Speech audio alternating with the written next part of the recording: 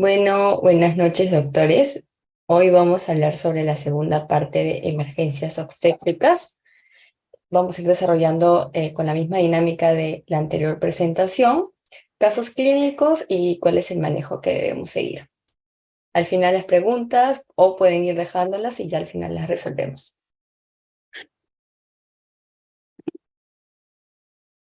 Ya, entonces en esta ocasión vamos a hablar de las emergencias obstétricas que restan. Y como vimos la clase pasada, hablamos de la clave azul y de la clave amarilla, ¿no? Por ende, en esta ocasión nos queda hablar sobre la clave roja y la clave violeta, que ya vamos a ir desarrollando. Entonces, volvemos a reiterar. El control prenatal va a ser gran parte de lo que abarca el SERUMS. Y recuerden que tiene que ser precoz, periódico, completo, integral y de amplia cobertura. ¿Por qué va a ser precoz? Porque tenemos que encontrar a nuestras gestantes antes de las 12 semanas para poder empezar sus controles prenatales y de esta manera completar los 6 controles y nuestra gestante, en caso estemos en un 1-1, en un 1-2, poder referir de manera adecuada. Como mínimo, ya saben, tiene que ser 6 controles. Si tenemos adolescentes, tiene que ser como mínimo de 8 controles. Del primer al séptimo mes es un control al mes. En el octavo mes es cada 15 días y en el noveno mes es cada 7 días, o sea, semanal, ¿no? Si recuerdan, la otra vez hablamos, ¿no? Que dependiendo el centro de salud donde estemos, vamos a tener un nivel obstétrico y neonatal para poder resolver las diferentes patologías que vengan. Si estamos en un 1-1 o en un 1-2, nuestro nivel obstétrico y neonatal va a ser básico. Si estamos en un 1-3, 1-4, dependiendo si tenemos todos los exámenes de laboratorio, va a ser uno primario, vamos a pasar a uno esencial y por último están los intensivos, que ya son los institutos, las entidades especializadas, ¿no? Entonces, bien. ¿Qué guías leer? Como les mencioné la otra vez, ¿no? Lamentablemente aún no tenemos actualización de nuevas guías para poder manejar las emergencias obstétricas. Entre estas dos, la más reciente es la del módulo 1, ¿no? Que tiene todas las claves y esta es del 2010 y esta es del 2007. Igual yo les he puesto algunos artículos que pueden revisar si es que quieren saber un poco más de cómo se manejan estas emergencias en diferentes partes del mundo. Ya, entonces vamos a empezar. En la gestación vamos a dividirlos por dos mitades, la primera mitad y la segunda mitad. ¿Qué signos de alarma debemos de tener en cuenta en la primera mitad de la gestación? Y es el que debemos recordar a nuestra paciente en cada control prenatal para que si ocurriera alguno de ellos, vuelva a consulta. Primero, sangrado vaginal. No es normal el sangrado vaginal, el dolor pérvico-abdominal, la palidez marcada, que nuestra gestante se desmaye o haya pérdida del conocimiento, vómitos persistentes, esto es muy importante reiterar, ¿no? Ustedes ya saben, ¿no? Por los cambios que se producen de la fisiología en el embarazo, puede ser, ¿no? Que dentro del primer trimestre hayan náuseas, vómitos, pero todo hasta un punto, ¿no? No puede llegar nuestra paciente a estar por estas náuseas o vómitos deshidratada o sea un vómito que persiste durante las 24 horas, no hay tolerancia a la vía oral, definitivamente no es normal y esto debe saber nuestra paciente para que pueda acudir. Fiebre, dolor de cabeza fuerte que no pasa y pérdida de líquido, ¿no? Entonces, para empezar, las hemorragias de la primera mitad del embarazo van a estar hasta las 22 semanas, ¿no? Pues recuerden, por lo general la gestación dura máximo, ¿no? 40, 41 semanas, entonces la mitad será 22. Ya. Si ocurre una hemorragia antes de las 22 semanas, tenemos tres opciones. Que sea un aborto, que sea un ectópico o que sea un embarazo molar. Acá este cuadro les va a resumir qué es lo más característico de cada patología. En un aborto, ¿qué es más característico? Es el sangrado. Puede que haya dolor, sí, puede que haya un poco de dolor, ¿no? Sobre todo es que hay un aborto, va a empezar a haber una dinámica uterina y por ende van a haber unas pequeñas contracciones, entonces quizás eso puede ser confundido con dolor, pero lo más característico es el sangrado. Y acá hay que aprender a diferenciar, ¿no? Cuando es una amenaza de aborto, cuando es un aborto inevitable, un aborto incompleto, completo, diferido, y lo que hablamos en la clase anterior, un aborto séptico, ¿no? Acuérdense, ¿no? Acá hay un término que ya tampoco se considera, que es el aborto, em, a ver, a ver, es el aborto inevitable, que es cuando el cuello está completamente abierto, está la amenaza de aborto donde el cuello está cerrado, y acá el aborto incompleto, completo, esto lo vamos a poder determinar mediante la ecografía, ¿no? Ahora, en las hemorragias, en la parte de que fuera el caso de que sea un embarazo ectópico. Acá, ¿qué es lo que más va a predominar? Acá va a predominar el dolor, ¿no? Puede que haya sangrado, sí, puede que haya sangrado. Recuerden, como es una implantación ectópica, no va a ser igual a un aborto, entonces lo que más va a predominar es el sangrado. Al movilizar el cérvix, puede que también haya una tumoración anexial.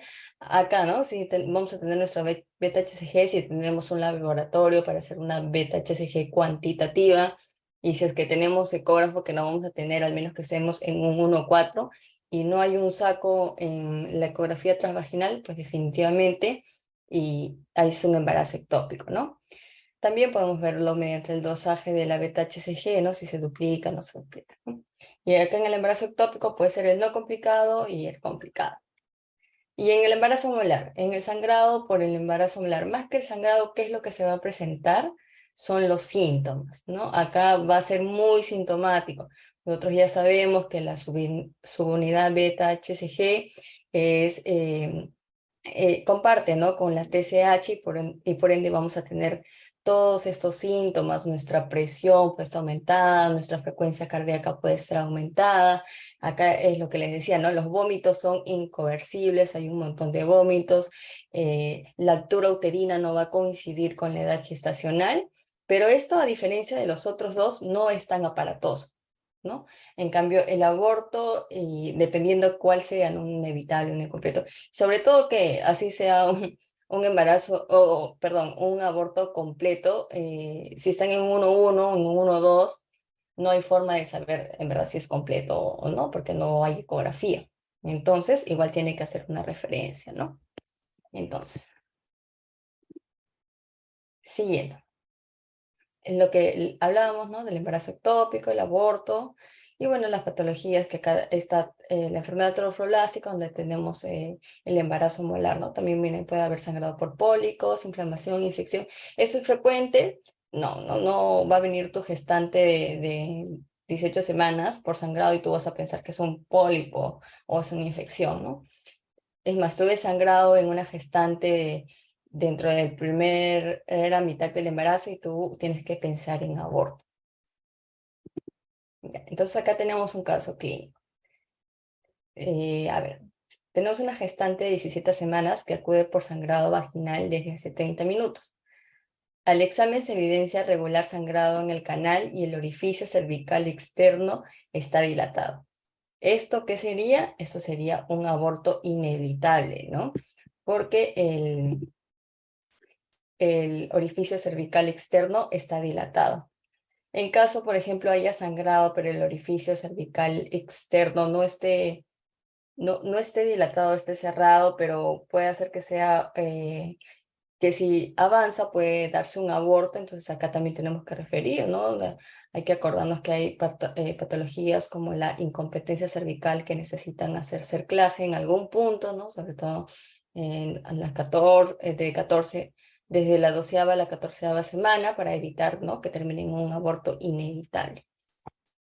Esa es la palabra que estaba buscando hace un momento, ¿no? Que ya no está dentro de la clasificación de aborto, ¿no? Antes había, no sé si ustedes recuerdan, el aborto inminente, ¿no? Que era donde el orificio cervical externo estaba cerrado, pero había posibilidad de que haya una pérdida, ¿no? Y ahí es donde se hace el cerclaje.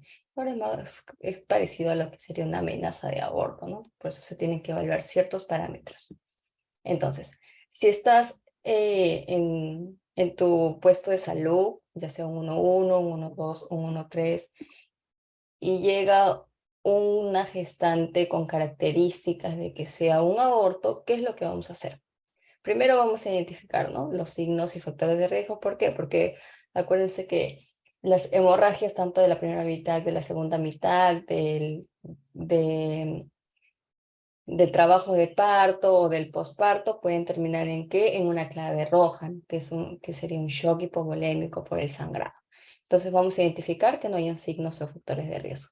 Luego se va a colocar una vía con su cloruro de sodio y se va a hacer una referencia oportuna, ¿no? La vía, justo lo que comentaba, ¿no? Acá el catéter que se tiene que utilizar tiene que ser de calibre número 18 o de calibre número 16, porque va a permitir llegar a un mejor volumen, ya que imagínense, ¿no? Acá tenemos que, por ejemplo, ¿cuánto le vamos a pasar desde el inicio en un bolo? Va a ser por lo menos unos 300 cc, ¿no? Entonces nosotros tenemos que tener un catéter que aguante esta cantidad de volumen, ¿no? Ya, ¿qué más vamos a ponerla? Vamos a ponerla en posición de decúbito dorsal a la gestante, vamos a monitorear sus funciones vitales y el traslado, de igual manera como mencionamos en la anterior clase, tiene que ser por un familiar, y este familiar de preferencia, si es que sabe su grupo sanguíneo, tiene que ser compatible con el de la gestante que estamos mandando, ¿no? Vamos a mandarla a brigada y vamos a referir al personal, ¿no? Ya, si estamos en un 1-4, ¿qué es lo que vamos a hacer? Vamos a hacer lo mismo, pero acá ya podemos usar espéculo, ¿no? Miren, este de acá, recuerden que esta norma es del 2000, desde del 2010, pero, por ejemplo, si nosotros tenemos espéculo en nuestro centro de salud, también tenemos que usar el espéculo, ¿no? Porque imagínense que haya solamente unas gotitas de sangrado o algo así, pero ves el cuello cervical y el cuello está cerrado, eso no es una emergencia, ¿no? Quizás sí tengamos que referir a la paciente para que siga sus controles prenatales por una amenaza de aborto, pero no es un aborto, entonces no tenemos que referir al paciente por referir, ¿no? Entonces acá es importante usar el espéculo, sino cómo es tu diagnóstico también. ¿Ya? Ya, y si tienen, se puede solicitar un hemograma. Yo les comento que a partir del 1-3 ya se pueden sacar hemogramas, se puede sacar VIH, bueno, factor RH no se puede sacar, pero sí se puede sacar VIH y el RPR y su examen de orina, ¿no? Si hay lo que dijimos, ¿no? Todo esto, ¿porque se refiere? Porque puede terminar en un shock hemorrágico. Entonces tenemos que, más adelante vamos a ver una escala para poder detectar a tiempo los signos de descompensación. Ya, acá, 50 con un médico capacitado, bueno, y esto no sé si alguno de ustedes está en 1-4, pero bueno, si están en 1-4, sí les van a pedir, ¿no? Que hagan su legrado o su AMEU, porque sí hay ocasiones en que lo hace el médico general y no el obstetra. Entonces, vamos teniendo todas estas medidas, vamos a mandar a la paciente su referencia, ¿no? Ya, aquí está el algoritmo.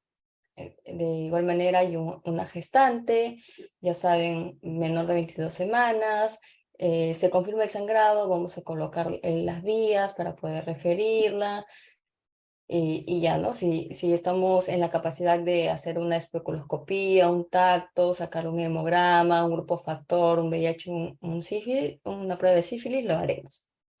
Y lo referiremos, ¿no? Para que pueda llegar con todo esto la paciente y pueda ser de manera inmediata atendida, ya sea por su AMEU o por su legrado. O si es un ectópico, imagínense que se complique hasta puede terminar ya lo vamos a ver ahorita, ¿no? Una laparotomía. Ya. Segundo caso, a ver. Mujer con 10 días de amenorrea llega a la consulta por dolor abdominal intenso en hipogastro y fosa ilíaca derecha. Al examen pélvico, el orificio externo está entreabierto con escaso sangrado y el cuello es doloroso. La beta-HCG es positiva. Miren su presión está baja, ¿no? Tiene 80-50. Eh, la temperatura está en 37.5, la frecuencia cardíaca está en 100. A ver, si dijimos que en el embarazo ectópico, porque esto es claramente un embarazo ectópico, no es tan llamativo el sangrado.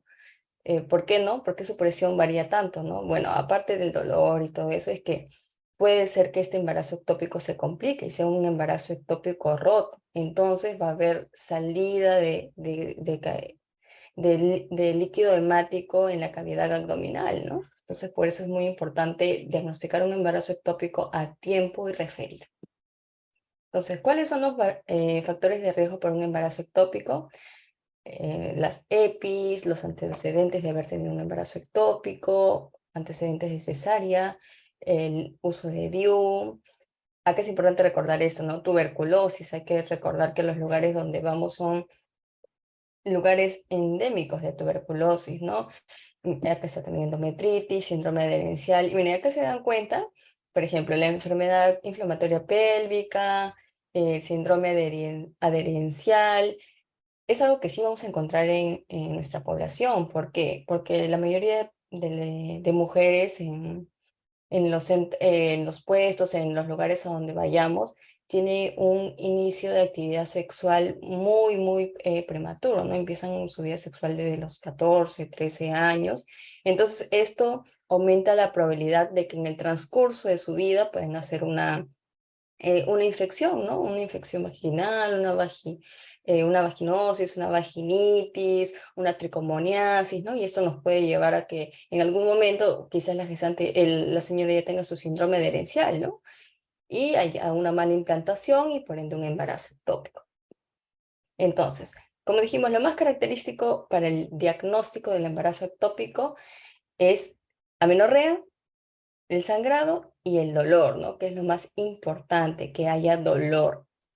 Puede ser que haya tumoración anexial, depende de las semanas que tenga también, pues, ¿no? Imagínense si solo se detecta, no sé, en la cuarta semana no va a ser una tumoración tan marcada como si fueran más semanas de gestación, ¿no? Acá los signos de alarma, ¿no? El sangrado vaginal, el dolor pélvico, la distensión abdominal, la palidez marcada, los desmayos, la pérdida de conocimiento. Y todo eso es importante porque acá el ectópico puede terminar en dos cosas, ¿no?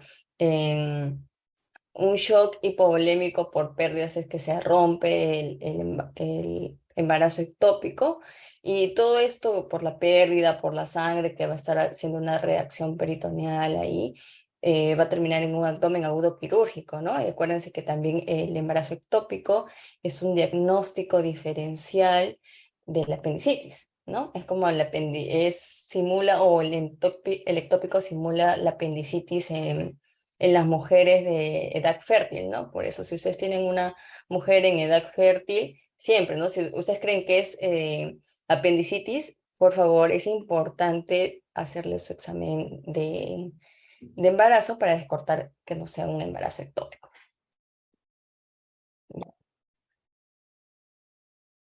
Ahora, si tenemos un embarazo ectópico, ¿cuáles van a ser las medidas que vamos a tomar? De igual manera, ¿no? Vamos a colocar nuestra vía, vamos a permeabilizar nuestra vía aérea. Acá, bueno, acá en todas las guías, ¿no? Sugieren que se tenga que poner el oxígeno, pero hay que recordar que oxígeno solamente hay a partir del 1,3. O sea, si ustedes tienen, bien, la mandan con todos estos requisitos. Lo mismo, te vuelve a reiterar la posición, el abrigo, el monitoreo. De igual manera, eso es muy importante recordar, se dan cuenta, se repite en todos los algoritmos que nos da el MINSA, que el acompañante tenga un gran potencial de ser un donador de sangre, ¿no? Y referir a la paciente. Acá tenemos el algoritmo. Pensamos que es un embarazo ectópico, sí o no, contamos con con el personal capacitado o no, de frente, referimos, ¿no? Y acá tenemos el siguiente caso clínico. Una gestante de 15 semanas por fecha de última regla acude por sangrado vaginal, dolor abdominal, y comenta que en la gestación está cursando con náuseas, vómitos, palpitaciones, sudor excesivo y temblor de manos. Miren, si la gestante, por ejemplo, si el caso clínico, perdón, no fuera de una gestante y fuera una pregunta de examen y nos describen todo eso, estaríamos pensando, ¿no? En que sea una paciente hipertiroidea, y es exacto por lo que les dije, ¿no? Los embarazos molares simulan los síntomas de las pacientes hipertiroideas. Y acá esto no es tan aparatoso. Puede haber, ¿no? Sobre todo porque obviamente no es una gestación viable, en algún momento se va a perder y por eso va a venir el sangrado vaginal y todo, ¿no? Y se va a detectar ahí. Pero podrían darnos antecedentes, decirnos ciertas patologías que nos haga, em, ya, sí, pero es el puntero. Podrían, ciertas patologías que nos hagan pensar en que sea un embarazo ectópico, perdón, un embarazo molar, ¿no? Y acá algo importante también es la desproporción, ¿no? No sé, tenemos 12 semanas, y imagínense, está solamente en 12 semanas y ya está a la altura del ombligo. A la altura del ombligo generalmente llega cuando está a las 20 semanas, ¿no? Entonces, esto quizás no sea tan aparatoso, pero es importante tener en cuenta porque también no es algo que se va a poder manejar en el centro de salud. Aquí está, ¿no? El crecimiento normal del útero, las náuseas, vómitos, sangrado vaginal y la hipertensión arterial. Ahora, empezamos en los signos de alarma de la segunda mitad de la gestación. Ya, la segunda mitad de la gestación, de igual manera, tenemos que explicarle a nuestra gestante cuáles son, ¿no? Sangrado vaginal, dolor pélvico abdominal, la palidez, desmayos o pérdida de conocimiento, vómitos persistentes, fiebre, dolor de cabeza fuerte que no pasa, zumbidos o ven lucecitas, ¿no? Pérdida de líquido o no percibe los movimientos fetales, ¿no? Hay que recordar que, ¿por qué no ponemos que no percibe los movimientos fetales a partir de la primera mitad de la gestación? Porque ahí no se perciben, dependiendo si es primigesta o multigesta, recién en la segunda mitad de la gestación. Y aquí es importante, ¿no? ¿Cuánto se mueve cada niño, ¿no? ¿Cuántos son, ustedes saben? ¿Cada cuánto tiempo la mamá percibe los movimientos? ¿Es una vez al día? ¿Dos veces al día?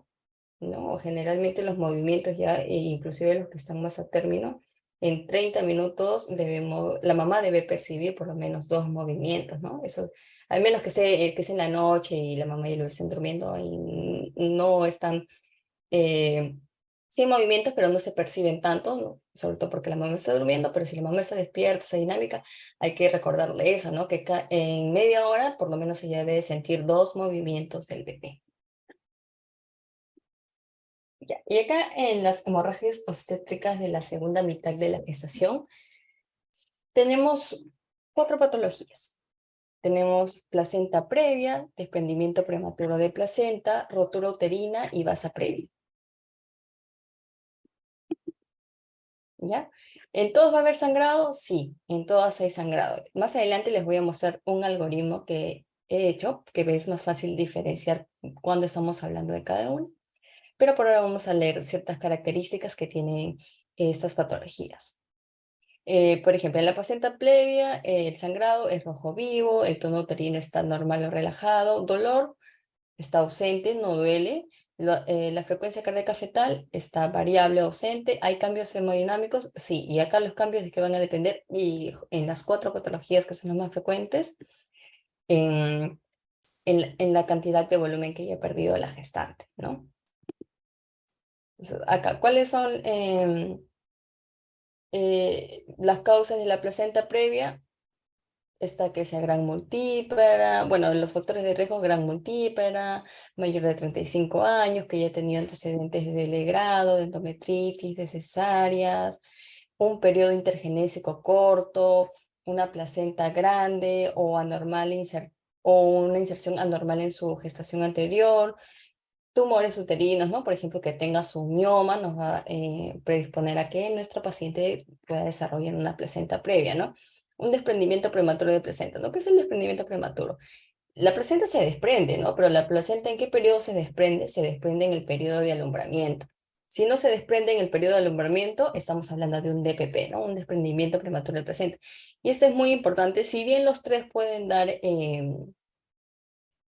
alteración en el producto, donde más va a sufrir definitivamente es en el desprendimiento prematuro de placenta, ¿no? Nuestro producto, nuestro bebé que esté por nacer, acuérdense que la placenta es el órgano que se está encargando tanto de su oxigenación como su alimentación, entonces si se desprende es como que ya no tiene quien lo alimente ni quien ni quien lo oxigene. Es por eso que esto es una emergencia, ¿no? Y igualmente, pucha, mucho peor aún la ruptura uterina, ¿no?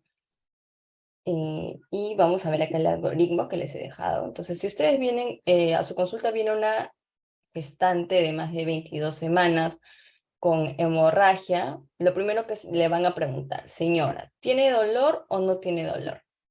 Nos dice, no, no le duele. Si no le duele, vamos a tener presente dos cosas. Una cosa, ¿hay sufrimiento fetal o no hay sufrimiento fetal? ¿Cómo vamos a evaluar el sufrimiento fetal? Primero, con la percepción de la mamá, le preguntamos si percibe los movimientos fetales y también lo podemos evaluar con nuestro codoppler, ¿no? Vamos a ver, hay que recordar de que la frecuencia cardíaca fetal debe estar entre 120 y 160 latidos, ¿no? Si no está entre ese rango, significa que definitivamente está sufriendo. Entonces, ¿hay sufrimiento fetal? Sí, sí hay, entonces es una baza previa. Puede que haya, puede que no haya sufrimiento fetal, es una placenta previa. Ahora, otra vez, viene nuestra gestante con sangrado, pero esta gestante sí tiene dolor. Si tiene dolor, haremos la siguiente pregunta. ¿Cómo está el tono uterino? ¿Está hipertónico o está hipotónico? Si está hipertónico, si está hipertónico, generalmente es un desprendimiento prematuro de placenta. Si no está hipertónico, si se palpan las partes fetales, es una ruptura uterina, ¿no? Aunque hay que recordar acá también, ¿no? Antes que se rompa el útero, va a estar a su máxima hipertonía, ¿no? Inclusive vamos a ver más adelante que se va a formar bueno, un signo, ¿no? Que es el anillo de Mandel. Justo eso es antes de romperse. Pero imagínense una ruptura uterina en un centro de salud 1112 y que tu lugar de referencia está a más de 6 horas, prácticamente es una muerte materna inminente, ¿no? Por eso hay que evaluar los factores de riesgo que ya hemos mencionado. Y yo les recomiendo, ¿no? Si ustedes tienen una gestante que es cesariana anterior y, no sé, cesariana anterior y el periodo intergenésico es de 1 año, no, lo más recomendable sea que a partir del cuarto o quinto control ya tenga su referencia para que sea evaluada en un centro de mayor complejidad. Ujú. Entonces, hagamos un caso clínico. Una gestante de 33 semanas por ecografía del primer trimestre, cesariana anterior, acude al centro de salud por sangrado vaginal rojo rutilante, sin dolor ni contracciones. O sea, si recordamos el algoritmo, si no hay dolor y no hay contracciones, y miren, su frecuencia cardíaca fetal está en 140, entonces lo más probable es que esto sea una placenta previa. Exacto, ¿no? Y acá recuerden, la placenta previa pueden ser de 4 tipos, ¿no? La inserción baja, la marginal, que son las que podrían dar parto vaginal, que no asistes en un 1-3, un 1-4 y no sé, y son tus primeros partos o no has tenido la oportunidad de atender un parto en el internado y tu gestante tiene una ecografía donde dice placenta previa de inserción baja, no, lo más ideal también es que la mandes a un centro de referencia. Y definitivamente la placenta previa parcial y la placenta previa total son por cesárea. Siguiente caso clínico. Hay que recordar y hay que tener en cuenta para responder estas preguntas el cuadro que les enseñé. Gestante de 30 semanas, presenta hemorragia vaginal oscura y escasa, tiene dolor. Entonces, si ya tiene dolor, ya nos vamos o es de pipí o es ruptura uterina, ¿no? Tiene dolor. El útero está hipertónico y miren, hay sufrimiento fetal. Entonces, ¿esto qué es? Es un desprendimiento prematuro de placenta, ¿no? Un DPP. Exacto. Ahora, gestante de 37 semanas por fecha de última de regla. Prefiere presentar contracciones desde hace 7 horas. Al momento de examinar a la paciente, refiere un dolor abdominal lacerante. Las contracciones cesan y se eleva la presentación fetal. ¿Qué es esto? Esto es una rotura uterina, ¿no? Ojalá no le toque a nadie porque de verdad que es bien catastrófico. Y aquí está el signo que les decía, ¿no? Justo cuando el útero está en su máxima hipertonía, antes de romperse, va a ser eh, este punto de declive, que es conocido como el anillo de Van, ¿no? Y aquí pueden ver cómo está el útero roto. Ya, entonces si tenemos cualquiera de estas tres, estos tres escenarios, que son las hemorragias de la segunda mitad de la gestación, ¿qué vamos a hacer? Vamos a reconocer, como dijimos, los signos de alarma, los factores de riesgo. Vamos a diagnosticar y a estabilizar a nuestra paciente de inmediato. Y acá, ¿qué está contraindicado? Miren, está contraindicado hacer tacto vaginal y está contraindicado colocar espejo. Hay que tener esto en cuenta. Entonces, ¿vamos a referir a nuestra paciente? Sí. ¿Con qué vamos a referir? Igual que todas las emergencias obstétricas que hemos visto, con 2 vías, ¿no? Con 2 vías del número 18, del número 16. Vamos a supervisar la vía aérea. Vamos a poner en la deposición que favorece mejor a la gestante, que es la de cúbito lateral izquierda. Vamos a abrigar, vamos a tener un monitoreo estricto de las funciones vitales. Vamos a estimar las pérdidas sanguíneas. ¿Cómo vamos a estimar las pérdidas sanguíneas? Ahorita ya lo vamos a ver mediante una clasificación, que es la clasificación de Basket, que es importante tenerla en cuenta. De igual manera, repiten, ¿no? El acompañante debe ser un potencial donador. Vamos a comunicar al lugar que estamos yendo. Y aquí es importante colocar una sonda, ¿no? Una sonda Foley. Y vamos a referir a la gestante con un personal que esté capacitado en atender partos y en el manejo de shock hipovolémico. O sea, ¿qué quiere decir? Que quien tiene que llevar a una gestante con sangrado de la segunda mitad, ¿quién es? Es el médico, ¿no? Pero decimos, pero podemos mandar a nuestro obstetra, ya, quizás esté capacitada en la atención del parto, ¿no? Pero estará capacitada en manejo de shock, probablemente sí, ¿no? Pero estos parámetros ponen para que la responsabilidad sea del personal más capacitado. En este caso, ¿quién es? El médico. Hay que tener en cuenta esto. De igual manera, ¿no? Si se confirma el sangrado, lo que ya hemos dicho, colocar las vías, la posición, la vía aérea, monitorizar las funciones vitales y si no se acuerdan, dijimos, ¿no? En la anterior sesión que las funciones vitales se tienen que supervisar cada 15 minutos hasta que lleguemos al lugar de referencia. Entonces, cuando vayas, tienes que llevar tu tensiómetro, tu pulsioxímetro, y también, no sé, es que estamos hablando de un shock séptico o algo, también puedes llevar quizás tu termómetro, todos tus implementos que te ayuden a monitorizar a tu paciente, ¿no? Em, Vamos a ir acompañando a la gestante junto a su familiar. Ahora, ya hablamos de la hemorragia de la primera mitad, de la hemorragia de la segunda mitad, y ahora vamos a hablar de la hemorragia intraparto o posparto. Entonces, la hemorragia posparto está definida como la pérdida mayor a 500 centímetros cúbicos de sangre dentro de las primeras 24 horas o más de 100 cc si ha sido por cesárea, ¿no? 500 es por vía vaginal y 1000 cc es por cesárea. Em, También se puede definir como hemorragia postparto al sangrado que tenga cambios hemodinámicos y requiera transfusión de sangre, o si el hematocrito tiene una diferencia eh, al 10% del que ingresó. ¿Mm? ¿Y cómo vamos a definir hemorragia postparto tardía? La hemorragia que va a ser después de las 24 horas, cuando se haya culminado el puerperio inmediato. Acá tienen cuáles son las patologías. En la hemorragia intraparto, ¿cuál es la causa más frecuente? La retención de la placenta. En el posparto tenemos la atonía uterina, retención de restos o alumbramiento incompleto, lesión del canal de parto, y la verdad que en el SERUM es muy frecuente ver la lesión del canal de parto. Más adelante vamos a ver las medidas que debemos de tomar. La inversión uterina, una coagulopatía intravascular diseminada. En el posparto, retención de restos y un útero en involución, ¿no? Y acá tenemos cuáles son las patologías, cuáles son los factores de riesgo, los antecedentes para una atonía uterina y por ende debemos prever y sería lo más ideal realizar un alumbramiento dirigido, por ejemplo, que sea una multípera. Cuando llamamos multípera, cuando tiene más de 4 partos o 4 gestaciones, perdón.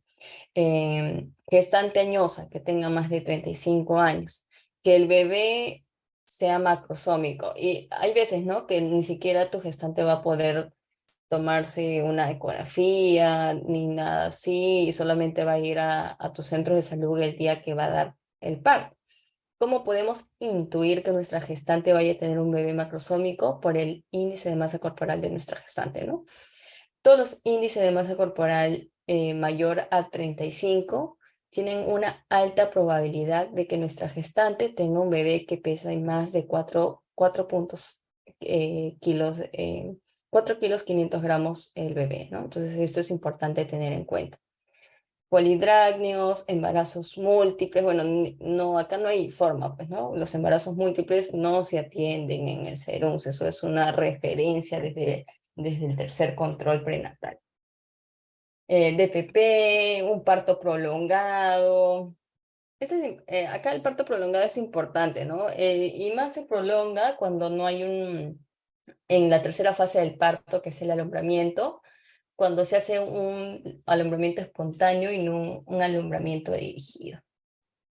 ¿Ya? Acá también tenemos la retención de placenta, donde está como antecedente las cesáreas, ¿no? Nuestras gestantes que han sido cesáreas tienen mayor probabilidad, bueno, aparte de que haya su retención placentaria, porque se va a insertar ahí, ¿no? ¿Y por qué se puede insertar esta placenta? Imagínense, no sé, que aparte de que sea una retención placentaria, sea un acretismo, ¿no? Acuérdense que la placenta, dependiendo hasta qué capa muscular, bueno, hasta qué capa del útero se inserta, puede ser una placenta acreta, una placenta increta, una placenta percreta que ya está hasta la mucosa, ¿no? Y es más difícil de manejar. Entonces hay que tener en cuenta los antecedentes. Entonces acá, ¿qué es lo más importante? Es importante tener en cuenta los antecedentes en nuestro nivel de resolución. No mucho, ¿verdad? Entonces es importante recordar cuáles son los factores de riesgos y prever las consecuencias para poder referir a tiempo a nuestra gestante. Ahora, ¿por qué les decía que la lesión del canal de parto es frecuente? Es frecuente porque la mayoría de sus gestantes, aparte, bueno, dos grupos tenemos, ¿no? Las gestantes que ya van por su tercer, cuarto hijo, pero estoy segura que en su serum va a llegar una gestante, adolescente, primigesta, ¿ya? Y acá, bueno, las adolescentes son bastante quisquillosas, ¿no? Entonces, cuando estén dando el parto van a ver que probablemente haya un desgarro. Entonces, acá una de las medidas que pueden tomar es proteger la región perianal cuando esté saliendo la cabeza. Si alguno ha tenido un parto, pero ya saben, no se ponen los dos deditos en forma de U con una gasita haciendo presión, así puede salir la cabeza y por el impacto que tiene la fuerza con el que va a salir, no se desgarre, ¿no? Ahora, no sé, ¿ustedes saben hacer episotomías? Es un poco mm, algunas personas lo hacen, ¿no? Pero imagínense que eso ya sería una lesión de canal de parto provocado por nosotros mismos, ¿no? Depende, generalmente en mis alumnos nunca, bueno, nunca atendí partos, pero veía que las obstetras tampoco hicieron episotomías. Y la inversión uterina, ¿no? Miren, acá hay tres patologías: la atonía uterina, la retención placentaria o la retención de restos y la inversión uterina, que pueden ser previstas con una acción que podemos tener. ¿Y cuál es esa acción? Es el alumbramiento dirigido, que ya lo vamos a ver dentro de poco. Ya, acá tenemos un clasoquín. Puérpera inmediata tras parto vaginal presenta hemorragia postparto. Al examen, el útero está por encima de la cicatriz umbilical e hipotónico. Antecedente, el producto pesó 4 kilos 600 kilogramos, o sea, fue un macrosomio. ¿Cuál es el diagnóstico y qué medida tomaría? Bueno, el diagnóstico es una atonía uterina, ¿no? ¿Cuál es la medida que debemos tomar? Miren, acá hay dos que se parecen. Si se dan cuenta, la B y la C son parecidas. Dice, oxitocina en bolo más masaje bimanual externo o oxitocina en bolo más masaje bimanual interno.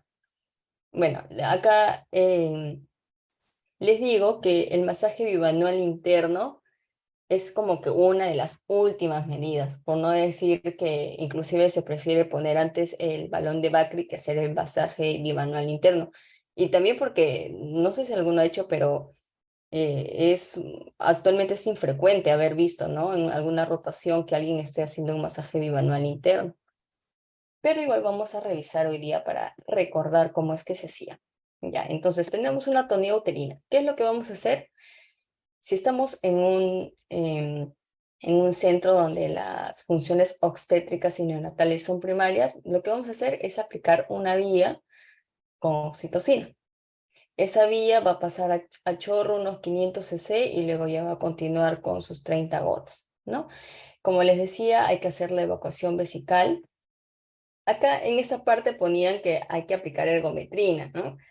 Pero no todos los centros de salud van a tener ergometrina. Entonces, igual poniendo sus 10 unidades de oxitocina, van viendo, ¿no? Si no hay una respuesta del útero con la oxitocina, con el masaje bimanual, ya pues tendrán que ir a otras medidas, ¿no? Como su balón de Bakri o otras cosas. Si es que tienen ergometrina en buena hora, ¿no? Acuérdense, ¿cuáles son los uterotónicos que generalmente hay en el MINSA? Son dos, oxitocina y misoprostol, ¿no? Ergometrina hay en centros de más resolución, en 1.4, en los hospitales. Bueno, acá dice, ¿no? Continuar la compresión bimanual externa. ¿Cada cuánto tiempo se hace la compresión bimanual externa? En realidad, vamos a hacerlo hasta que notemos contracción del útero. Y si se contrae, vamos a reevaluar esta contracción si es que estamos refiriendo a nuestra paciente por una atonía uterina cada 15 minutos. Es importante recordar, ¿ya? Si es que esta atonía uterina es consecuencia de una retención de restos y somos personal capacitado para sacar, pueden sacar, ¿no? O sea, si ustedes han atendido, han hecho una buena rotación de obstetricia y saben cómo hacer estos procedimientos y pueden ayudar a su paciente mientras que la refieren y todo eso, pueden ayudar haciéndolo.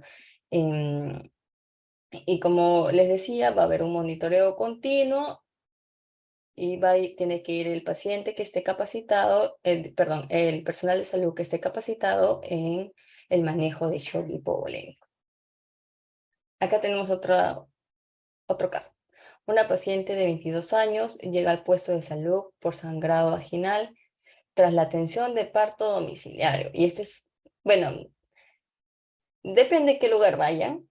En mis serums nunca tuve un parto domiciliario, pero sé de compañeros que sí, sobre todo en la sierra hay bastantes partos domiciliarios, por eso tienen que estar atentos. Acá nos dice que la partera que la ha atendido nos refiere que la placenta no ha salido. Ahora, ¿cuál es el punto de corte para decir que es la placenta está retenida? Ya, vamos a decir que la placenta está retenida si ha pasado más de 30 minutos y aún no sale la placenta, ¿no? Eh, el examen nos dice que el útero está ocupado por la placenta y hay sangrado. ¿Cuál es el diagnóstico a plantear? Miren, si acá la placenta dice que no ha salido, acá lo más probable es que eso sea un acretismo placentario. Está adherida la placenta a la capa basal o el miometrio, depende cuál tipo sea, y por eso no está saliendo la placenta. Ahora,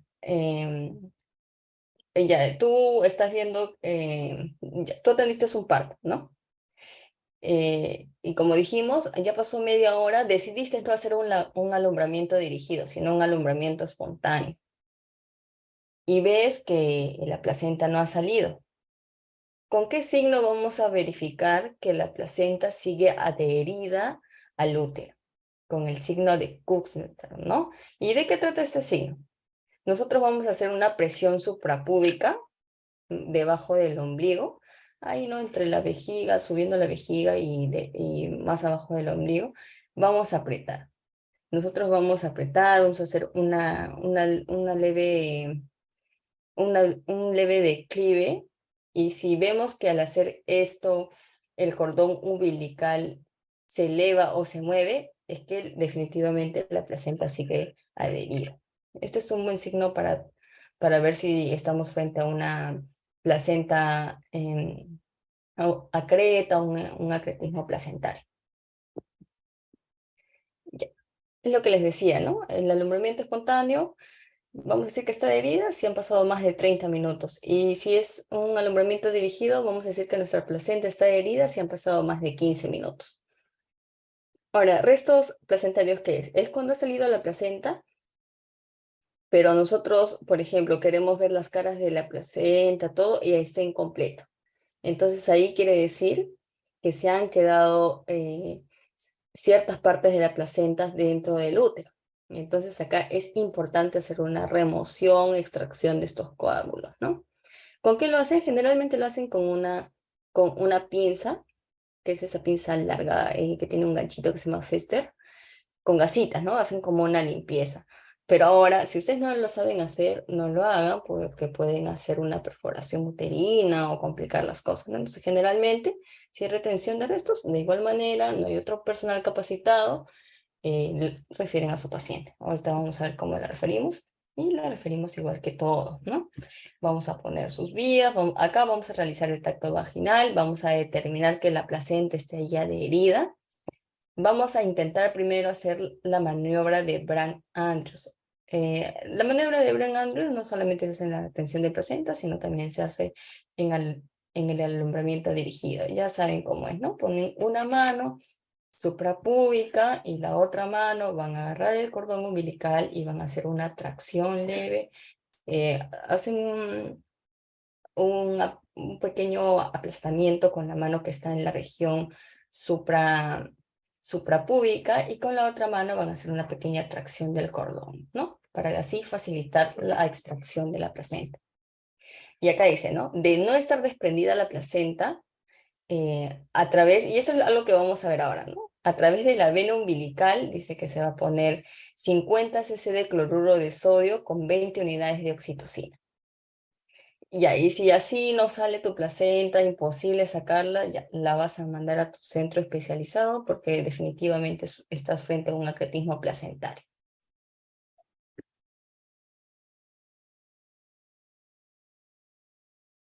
Aquí está la maniobra de Brand-Andrews.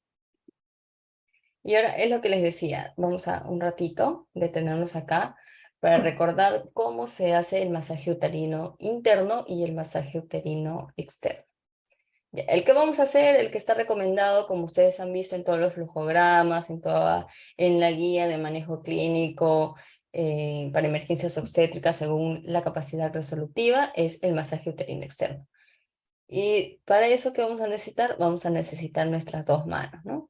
Una mano va a estar en la parte baja del abdomen y la otra mano va a estar en la región suprapúbica, ¿no? Entonces vamos a ir de esa manera, como ustedes ven en la imagen, en el hombre que está acá con los guantes verdes, vamos a masajear el útero, ¿ya? Y vamos a verificar el tono del útero, como les decía, si es que ya conseguimos que se contraiga, lo vamos a verificar cada 15 minutos dentro de la primera hora, para evitar lo que acabamos de ver, una atonía uterina.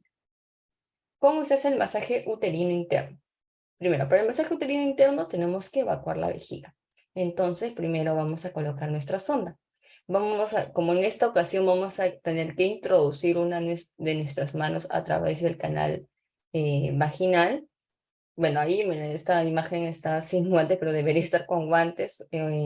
Vamos a limpiar tanto en la zona vulvar como la zona perianal. Vamos a insertar suavemente la mano dominante en forma de copa primero y cuando esté ya como copa, adentro vamos a cerrar el puño. De una vez que tengamos el puño dentro de la cavidad vaginal, vamos a ubicar el útero, vamos a tratar de ubicar y vamos a hacer presión, presión. Y con la otra mano, que si se dan cuenta está como en forma de C, vamos a tratar de embarcar todo, de rodear a todo el útero y vamos a hacer ese movimiento. ¿Ya? Este movimiento, ¿saben a qué simula?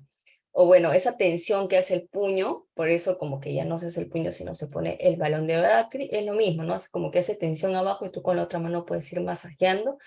Así haces que el útero se estimule y se pueda contraer. Ujú. Ya, acá tenemos otro caso clínico. A ver, una primigesta que da a luz a un niño de 4.5 kilos. A la evaluación del puerperio inmediato se observa sangrado, que el sangrado está aumentando, ¿no? Porque el sangrado es normal. En el examen físico, el útero está contraído.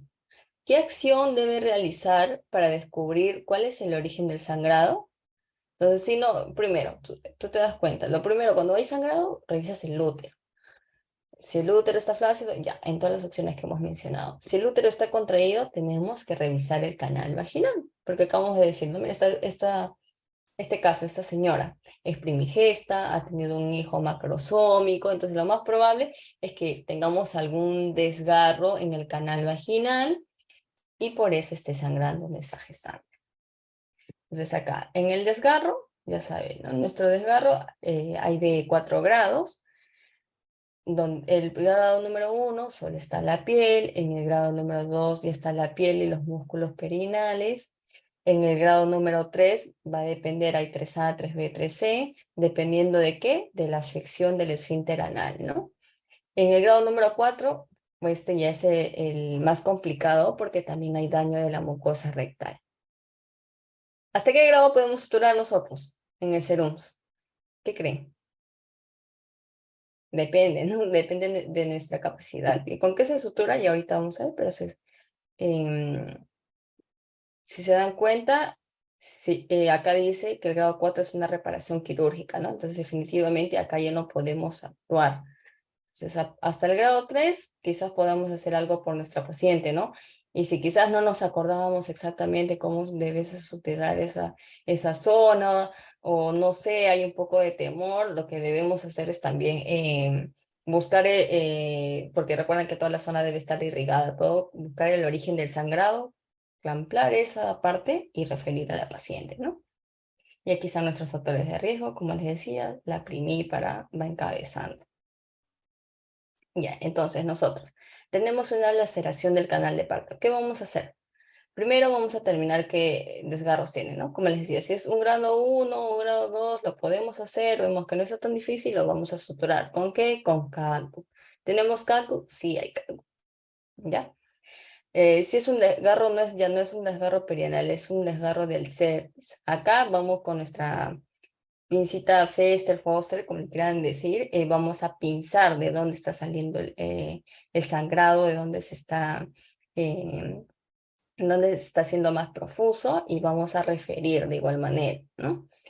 Si hay hematomas y es grande, tenemos que referir también a nuestra gestante para que pueda ser ese hematoma, pueda ser evacuado y se pueda detener el sangrado, ¿no? En caso que el desgarro sea de tercer o cuarto grado, tenemos que tratar de identificar o suturar el lugar del sangrado o poner, como les decía, ¿no? Una compresión ahí de muchas gasas para poder referir a nuestra gestante. Bueno, en este caso ya a nuestra puérpera.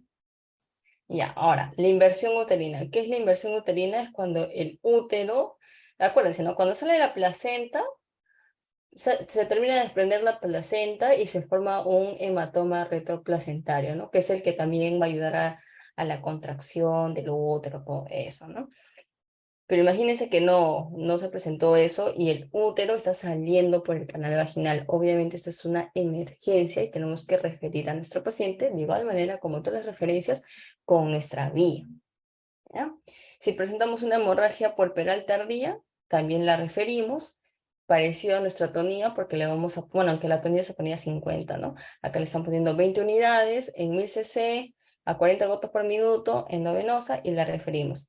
Entonces, mire, si se dan cuenta de todo lo que estamos viendo hasta ahorita, ¿qué es lo más importante? Lo más importante es que no podemos referir a nuestras gestantes de ninguna manera, mire, si se dan cuenta, inclusive hasta en la clave azul, sin ponerle las dos vías. Entonces la gestante va siempre a su referencia con sus dos vías. Y ya, entonces acá resumiendo la hemorragia intraparto y posparto, el algoritmo es, ¿no? Vas a reconocer los signos, los factores de riesgos, vas a colocar la vía, dos vías, ¿no? En una va a pasar la vía, el cloruro con la oxitocina y en la otra solamente es para reponer el volumen, como les decía, 500 cc a chorro y luego se va a continuar a 30 gotas por minuto, ¿no?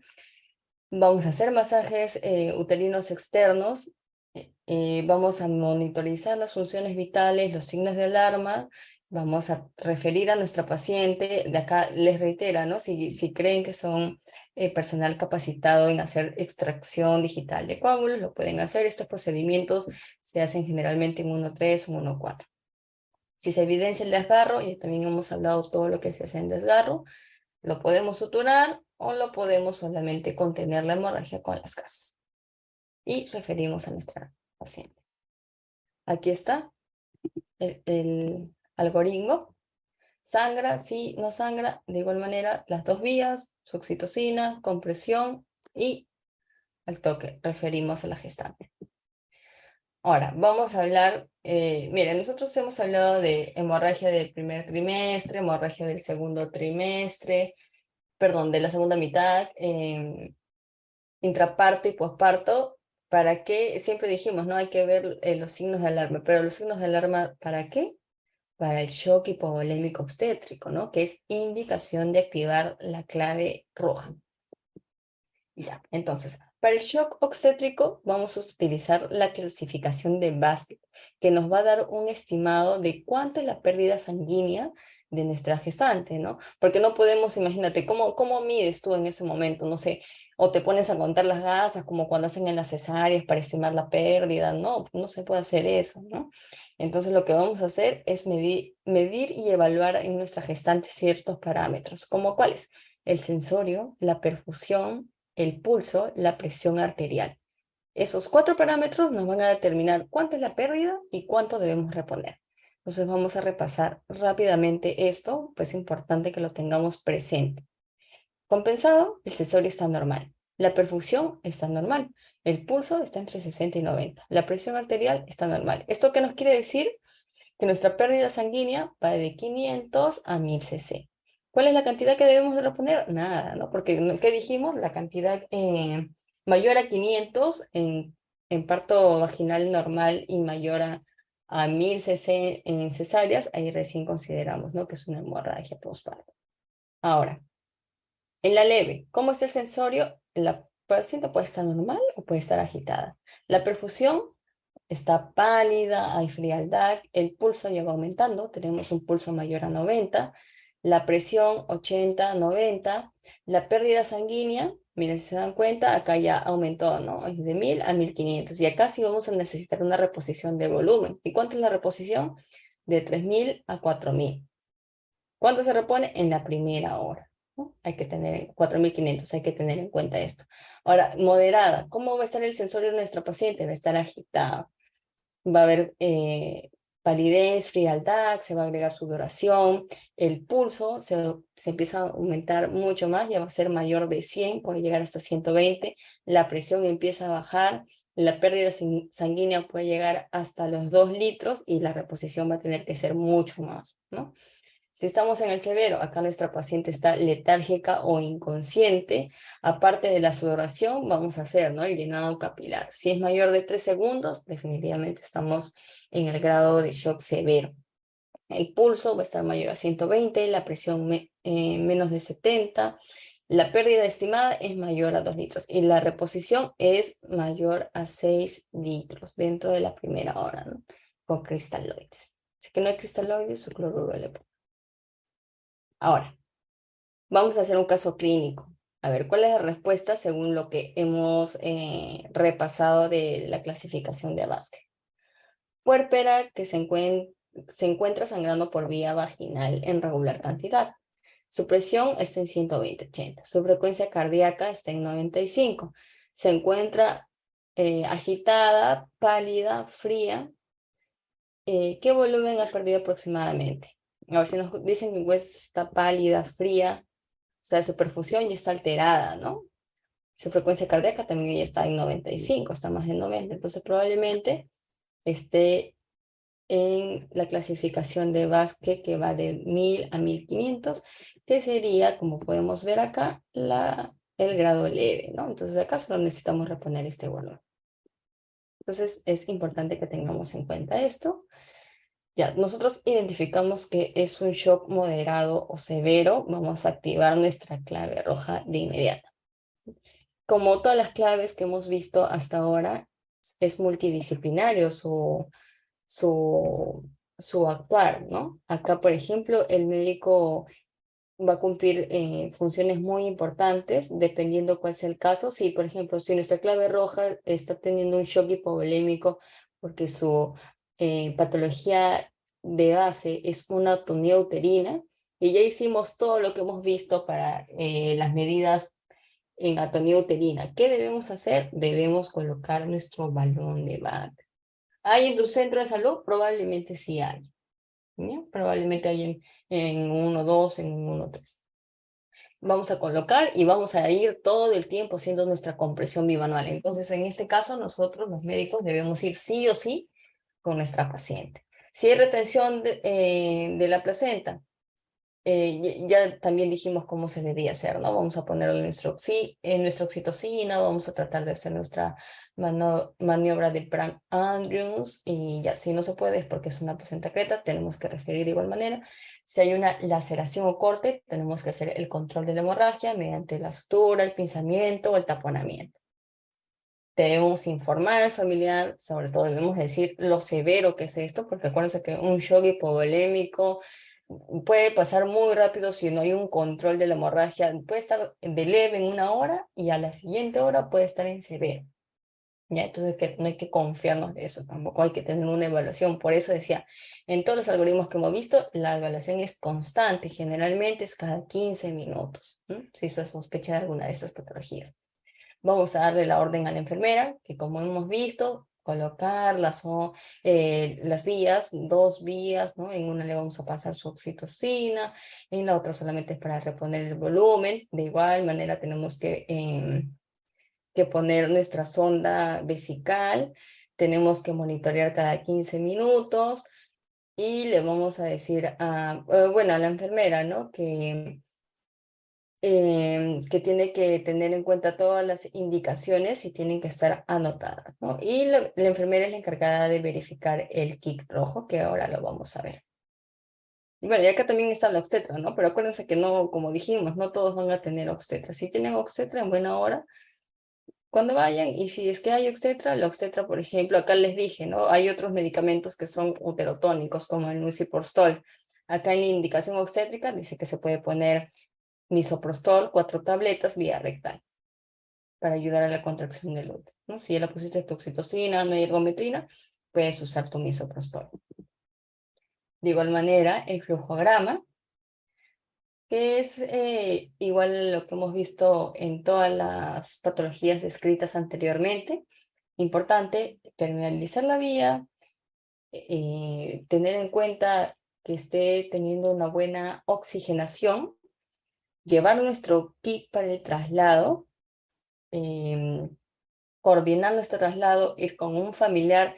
Se reitera otra vez, el familiar tiene que ser un posible donante de sangre. Entonces, ¿por qué dice eso, no? Porque la gestante, ¿con quién viene generalmente? Con el esposo, ¿no? Pero el esposo es un posible donante de sangre. Bueno, generalmente en Perú la sangre más frecuente, el tipo sanguíneo es de lo positivo, ¿no? Pero imagínense que nuestra gestante sea, no sé, de otro tipo sanguíneo, una O negativo o un A negativo, no sé, hay que ponernos en todos los escenarios. Definitivamente tenemos que tratar de que vaya con un familiar directo, como la mamá, el papá o algún hermano, ¿ya? Entonces, igual, referimos al paciente, dejamos nuestra referencia, como ya hablamos la otra vez, la referencia está completa hasta que nos selle en la hojita, como lo vimos en la clase de cómo se coordinan las referencias. Queremos tener nuestro clic de la clave roja, les dejo para que lo revisen y sea lo primero. Si se han dado cuenta en todas las diapositivas, les he dejado qué va en cada clic.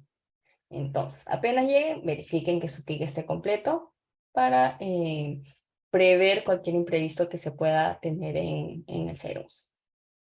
Bien, ahora vamos a hablar de lo que les estaba diciendo que puede prevenir muchas cosas, ¿no? Como la atonía uterina, la inversión uterina, podemos prevenir la retención placentaria. ¿Y qué es? Es el alumbramiento dirigido, ¿no? Bien, en general, se debe hacer alumbramiento dirigido, no está en la norma técnica que el alumbramiento que tú tienes que hacer es el alumbramiento dirigido. ¿Dónde vamos a ver más alumbramientos espontáneos y que luego vengan por retención de placenta, por atonía uterina? Cuando parto es domiciliario, ¿ya? Entonces, ¿cómo vamos a hacer nosotros nuestro alumbramiento dirigido? Vamos a hacer administrando útero tónico. ¿Cuál es el útero tónico? Es la oxitocina, es la que más tenemos, ¿no? Es la que vamos a usar. También hay ergometina, misoprostol, pero la que vamos a usar para el alumbramiento dirigido es la oxitocina. ¿Cuándo vamos a colocar las 10 unidades de oxitocina? Vamos a colocar a la salida de los hombros o al instante que ha salido el producto. ¿Por qué medio podemos colocar la oxitocina? Mira, puede ser endovenoso, intramuscular o intracordón umbilical. Ahora les voy a presentar un estudio que muestra que la mejor vía para poner oxitocina en el alumbramiento dirigido o general, si es una tonioterina y necesitas que empiece a contraerse, ¿por qué vía va a llegar por continuidad? ¿Dónde va a llegar más rápido? Eh, si es que está la placenta ahí, por la placenta, ¿no? Entonces, ya lo vamos a ver más adelante, es por la vena del cordón umbilical, ¿no? Luego de aplicar la oxitocina, vamos a pasar a hacer la tracción controlada del cordón umbilical. ¿Y con qué se hace? Con la maniobra que ya vimos, ¿no? Que es la maniobra de Brands-Andrews. Vamos a pasar también, nace nuestro bebé, sacamos la placenta, muy bien, ¿lo dejamos ahí? No, tenemos que hacer nuestro masaje bimanual externo inmediato a la salida, a la salida de la placenta, una vez ya se haya contraído nuestro útero, la vamos a dejar ahí a la paciente. Acuérdense que las gestantes, si están en 1-3, 1-2, no se dan a luz y se van al instante, no. Nuestra gestante mínimo se tiene que quedar 24 horas y tenemos que dar de alta nosotros. No puede, nosotros, los médicos, ¿no? No se puede ir nuestra paciente sin darla de alta. Y luego ya salió tu placenta, le hiciste tu masaje, bueno, tú le das el masaje o quien te esté ayudando, etcétera, ¿no? Va a verificar que la placenta esté íntegra, las membranas ovulares, todo esté ahí. Y eso es el alumbramiento dirigido. Es acá el estudio que le decía, ¿no? Por ejemplo, este estudio es del 2020, fue publicado en una revista española, pero en realidad fue hecho en Perú, ¿ya? En el Hospital de la Maternidad, donde concluían que, por ejemplo, hacer un alumbramiento dirigido con oxitocina intraumbilical, y es por la vena, ojo, ¿no? No es por cualquier parte también del cordón umbilical, eh, da mejores resultados, la contracción bueno, como les decía, ¿no? Por contigüidad la contracción es mucho más rápida, la expulsión hace que bueno, que la placenta se desprenda mucho más rápido de la decidua y empieza a tener un mejor control de sangrado, ¿no? Entonces, como sugerencia, si alguna vez han visto en su hospital donde hicieron el internado o han hecho prácticas y saben poner la oxitocina intraumbilical, pues estaría genial que lo pongan en práctica también. Ahí los dejo para que lo revisen. Ahora, vamos a hacer un caso clínico. Imagínense que una gestante de 39 semanas sin controles prenatales llega en periodo expulsivo durante el trabajo y durante el trabajo de parto presenta distocia de hombros.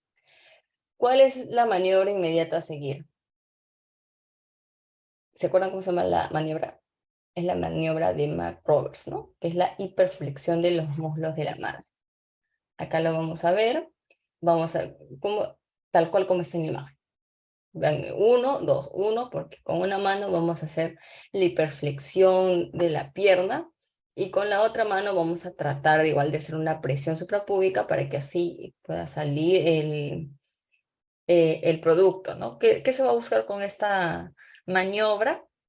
Es rechazar el coxis hacia arriba y ponerlo hacia atrás. Así puede salir, podemos ayudar si es que hay una impactación de hombro, ¿no? Es importante que la sepan, sí. Sí, he utilizado una que otra vez la maniobra de McRoberts. Ahora, otro caso clínico. Una puérpera de 20 días acude a la consulta por dolor en la mama izquierda y sensación de alza térmica. Examen físico, 38.7 de temperatura, mama izquierda con zona endurecida, eritematosa y caliente. ¿Cuál es el diagnóstico? ¿Será una ingurgitación mamaria? No creo, ¿no? Porque hay signos de flujo, mira, hay eritema, dolor y calor. Entonces, ¿qué será? Una mastitis, ¿no? Y en una mastitis, ¿qué le vamos a dar? ¿Cuál es el agente más frecuente? El agente más frecuente es el Staphylococcus aureus, ¿no? Está en la piel por contigüidad, por los conductos galactóforos y va a producir una mastitis. Entonces vamos a darle antiestafilocócicos. ¿Cómo qué? Como acá en esos ejemplos, ¿cuál tenemos? La dicloxacillina, ¿no? Ya, entonces, como decía, en la mastitis vamos a hacer un manejo combinando varios medicamentos. ¿Por qué? Porque necesitamos ponerle el antibiótico, necesitamos ponerle la analgesia, debemos decir que es importante a la mamá hacer la evacuación de la leche y vamos a continuar la lactancia materna. ¿Por qué vamos a continuar la lactancia materna, no? La mamá nos va a preguntar, pero doctora o doctor, estoy tomando pastillas, ¿le va a pasar a mi bebé? En realidad, si hacemos una pequeña revisión, son pocos los metabolitos farmacéuticos que en verdad hacen algo a través de la lactancia materna, ¿no? O producen ciertos efectos en el recién nacido. Entonces, si no hay lesiones o, por ejemplo, no es una mastitis que sea no, o sea, esté en la piel y sea un herpes o alguna de las contraindicaciones de la lactancia materna, no, debemos de seguir, ¿no? Una mastitis no es una contraindicación de una lactancia materna, a menos que tenga herida la mamá y le provoque dolor o alguna otra molestia, recién ahí podríamos decirle que suspenda, pero en general no se debería suspender. ¿Qué le podemos dar? Le podemos dar, bueno, en realidad, si hacen una pequeña revisión, nos dicen que, por ejemplo, las penicilinas tienen mucha resistencia en las mastitis, ¿no? Aunque es lo más, supongamos que Perú es lo más recomendado porque es lo que vamos a tener en 1.1, 1.2, en 1.3, 1.4, ¿no? En sí le podrían poner una cefalexina, si tuvieran cefalexina. En el caso de que no haya, le vamos a poner su dicloxacilina, una tabletita de 500 cada 8 horas por 7 días, amoxi. ¿Y por qué pongo amoxi más ácido clavulánico? Porque si, por ejemplo, le preguntamos a la paciente y nos dice que hace poco, hace 2 semanas, le dolía la garganta y se ha automedicado con amoxicilina. O hace poco se cortó la pierna y tuvo una herida en la pierna y ha tomado su dicloxacilina para que no se haga una celulitis. No sé, les dice algo así, entonces ya nosotros vamos a pasar a darle su amoxicilina más ácido clavulánico, ¿no? Y para el dolor le vamos a dar su ibuprofeno. Hay que recordar que el ibuprofeno hay que darlo consensuadamente, ¿no? Generalmente de 3 a 4 días, no podemos expandir tanto por el daño en la mucosa gástrica que puede llegar a ser. Y creo que una de los medicamentos que más demanda tiene entre la población es el ibuprofeno y la amoxicilina. Ya van a ver ahora que llegue. Bueno, y así vamos a tratar a nuestra mastitis. Ahora, el último caso que vamos a tener hoy en la noche. Una mujer de 20 años acude al centro de salud con la Policía Nacional refiriendo que haber sido penetrada sin su consentimiento. El examen físico cuenta con signos de agresión sexual. ¿Cuál es la conducta a seguir?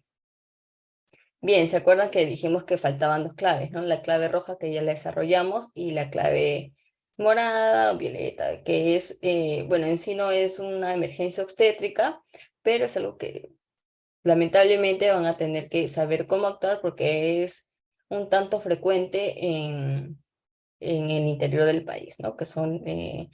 Van a ir a tu posta las agresiones sexuales. Como recomendación general, las agresiones sexuales tienen que ser referidas lo más antes posible. Hay que recordar que, aparte de ser una patología médica, es también una, bueno, viene a ser parte de un proceso judicial, ¿no? Esto va a tener que ser denunciado, la paciente o la víctima, quien haya sido agredido, va a tener que pasar por diferentes evaluaciones para determinar la sentencia para el agresor. Entonces, primero debemos reiterar que todo lo que pongan ustedes en el examen físico tiene que decir al final que tiene que ser evaluado por el médico legista, porque los médicos generales no tenemos el título, ¿no? de ser médicos legistas. Y eso puede entorpecer a la justicia o cómo vaya a hacer el caso, ¿no? A través las entidades. Entonces, esto es importante recordar. Llega tu paciente víctima de agresión sexual, tiene su denuncia, todo, verificas nada más, y eso me refiero a la observación, y mucho más aún si es una paciente menor de edad o un paciente menor de edad, tiene que ser la evaluación junto al familiar o junto a la persona que ha traído haciendo la denuncia, ¿no? En muchos casos es la policía o la Defensoría de Poblaciones Vulnerables, ¿no? Que se hace. Entonces, le haces la evaluación, que es importante. Mira, por ejemplo, eso no está en la norma, pero les voy a decir rápidamente que si ustedes ven que hay un desgarro, no sé, en la mucosa perianal o un desgarro vaginal, ustedes no lo pueden suturar, ¿ya? Porque si ustedes lo suturan o hacen algo en la agresión sexual, solamente están entorpeciendo la evaluación del médico legista. Y esto quizás para ustedes no puede significar algo, pero para la víctima puede significar, eh, no sé, años de condena, ¿ya? Entonces, ¿vieron la agresión sexual? Lo que tienes que hacer es referir lo más rápido, ¿ya? Sobre todo si es una agresión sexual. Cuando les traen una agresión sexual que está dentro de las 24 horas y tiene una evaluación por el médico legista dentro de las 24 horas, el acusado es condenado a cadena perpetua. Entonces ustedes tienen que colaborar con eso, ayudar a que la paciente se vaya lo más rápido posible. Entonces llega su paciente. Si es que ustedes estiman de que sí hay un sangrado, hay un desgarro, ya, le ponen sus vías y la refieren previo inserción del kit de agresión sexual. ¿Por qué está dando el kit de agresión sexual? Primero, por un levonorgestrel. Acá, tenga la edad que tenga, bueno, generalmente está indicado a partir de los 6 años, ¿ya? Te puede dar su levonorgestrel. ¿Por qué? Porque acuérdense, ¿no? Puede ser que la menstruación, para que llegue la menstruación, antes, desde hace 2 años antes, previos, ya se está empezando, ¿no? A hacer un posible reclutamiento de óvulos, ¿no? Y puede ser que esa víctima sea, por así decirlo, no corra con buena suerte y pueda quedar embarazada. Entonces el levonorgestrel lo tienes que dar, ¿no? No te van a decir, no, pero no menstrua, no importa.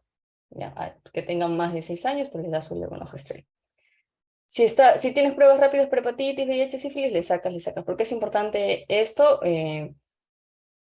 Porque si, por ejemplo, no sé, si la víctima no tenía y el agresor le contagió, ustedes tienen que constatar que cuando llegó a sus manos no había nada de eso, ¿no? Le vamos a hacer su vacuna, y acá la vacuna va a depender, pues si es un niño, ellos general, bueno, revisa su carnet de vacunación o revisan en el sistema, si es que tiene o no tiene sus vacunas completas, si es que no tiene, le pone, si es que no es necesario poner esto, por eso solamente dice adulto.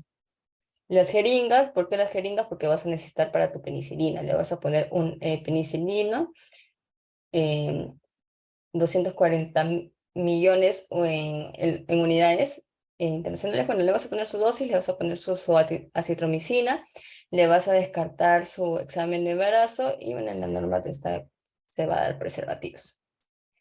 Y si estás en un centro de salud nivel 1-4, le vas a hacer lo mismo, sino que acá en los centros 1-4 sí hay los medicamentos para, por ejemplo, no está entricitabina y tenofovir, ¿no? Acá se puede ir iniciando eso. También está lopinavir y ritonavir. También se puede ir iniciando eso, lo que no hay en un centro de salud 1-2, 1-3, 1-4. Por eso es importante la referencia adecuada y oportuna. Listo, eso sería todo. ¿Hay alguna pregunta?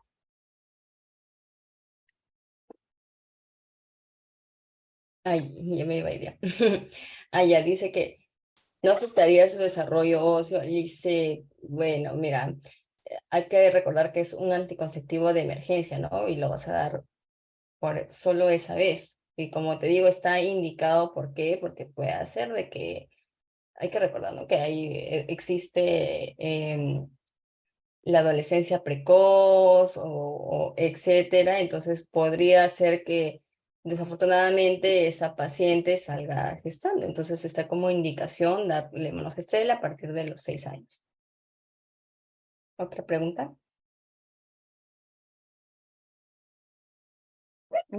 Ya no hay más preguntas. Ya, listo, cuídense. Muchas gracias, doctora.